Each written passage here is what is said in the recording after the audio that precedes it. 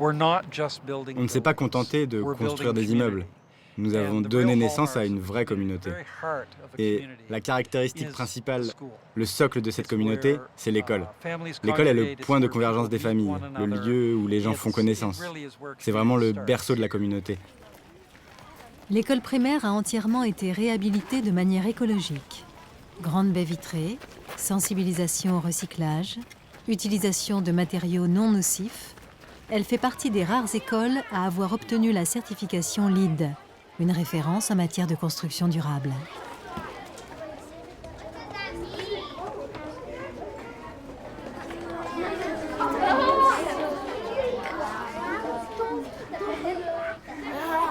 Mais la ville a décidé d'aller plus loin. Il y a 3 ans est née l'école maternelle la plus écologique au monde, en plein cœur de la communauté. Dal Mikkelsen a accompagné chaque étape de cette construction ambitieuse.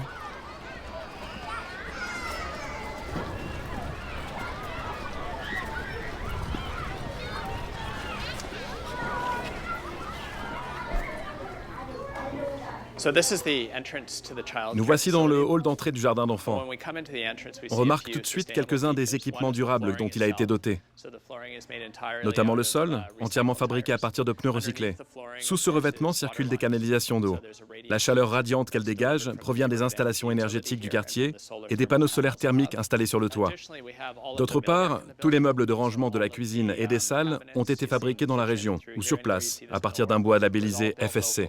Ce sont des arbres issus de la gestion responsable des ressources forestières.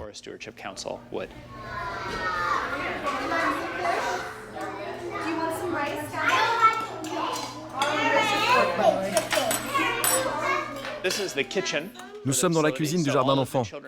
Tous les jours, un chef cuisinier nous livre les repas. Il nous suffit de les réchauffer et de les servir aux enfants.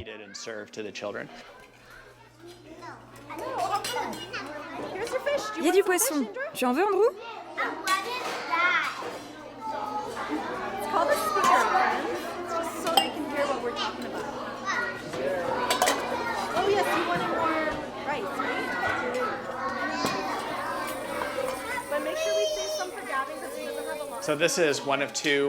Voici l'un des 2 sanitaires des enfants. Vous remarquez tout de suite qu'ils ont été conçus à leur taille. Nos petits ont tous entre 3 et 5 ans. Les robinets sont évidemment automatisés pour rester ouverts le moins longtemps possible et éviter de gâcher l'eau. Dans un monde parfait, de l'eau de pluie coulerait de ces robinets. Mais là, c'est de l'eau potable.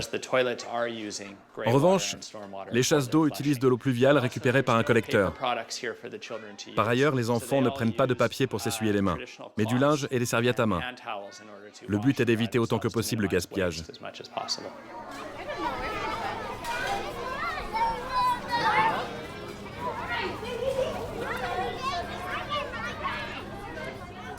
Ils sont très sensibles à la nature car ils passent beaucoup de temps dehors. Les matériaux naturels leur sont familiers. Ils savent ce qu'est le bois mouillé, l'humus chargé de verre, les limaces, ainsi que les araignées, les toiles d'araignée. Toutes ces choses qu'ils ont découvertes font partie de leur monde.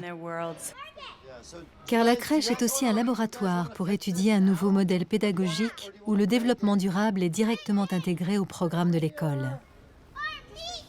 Sous forme de jeux, de discussions et d'activités, les enfants sont sensibilisés à l'environnement dès le plus jeune âge.